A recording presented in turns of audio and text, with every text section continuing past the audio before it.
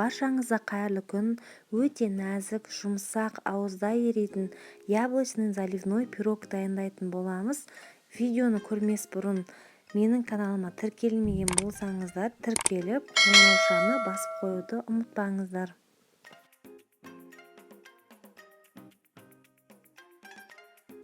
Ең алдымен песочный қамыр дайындаймыз. Ол үшін електен өткізілген ұнымызға қопсытқышымызды салып, венчикпен араластырамыз. Ыдысымызға қаймағымызды, жұмыртқамызды және де құмшекерімізді салып, барлығын тағы венчикпен араластырамыз. Құрғақ ингредиенттеріміздің үстіне мұздай морозиліңнен шыққан сары майымызды үккіштен осылай өткіземіз. Және де барлығын қолымыздың көмегімен езгілеп крошка жасаймыз.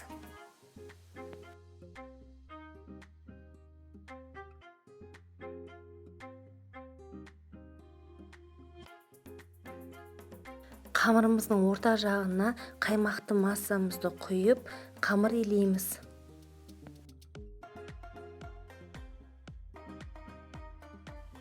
Песочный қамыр қолдың жылуын ұнатпайтын болғандықтан жылдам илейміз. Егер сіздер ұзақ илейтін болсаңыздар, сіздердің песочный қамырларыңыз піскен кезде өте қатты болып шығып қалуы мүмкін. Міне біздің қамырымыз дайын болды. Осындай жұмсақ болып шықты. Енді қамырымыздың бетін жауып, холодильникке жарты сағатқа салып қоямыз.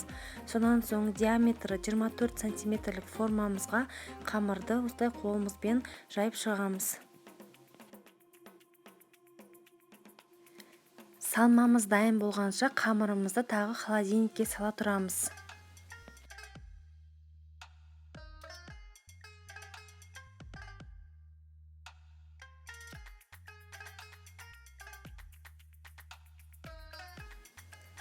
Салмасын дайындау үшін жұмыртқамызға құмшекерімізді, ванилин не болмаса ванильді сахарымызды саламыз.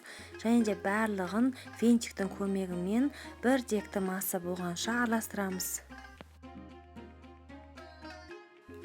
Дайын болған жұмыртқалы массамызды қаймақтың үстінен салып, тағы да араластырамыз.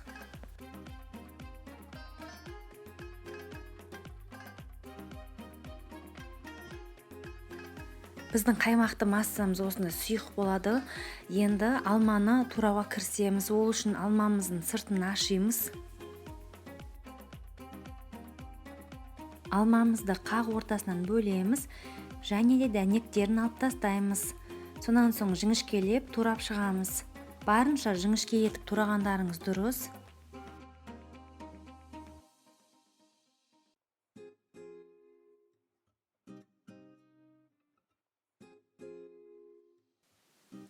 Дайындаған алмамызды саламыз.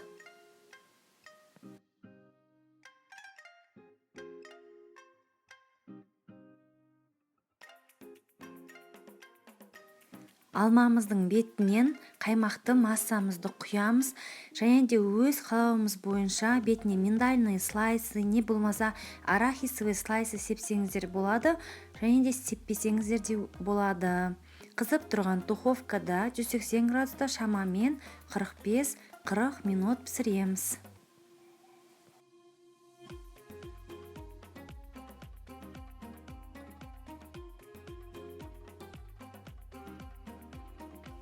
Достар, біздің дәмділігінде сөз жоқ.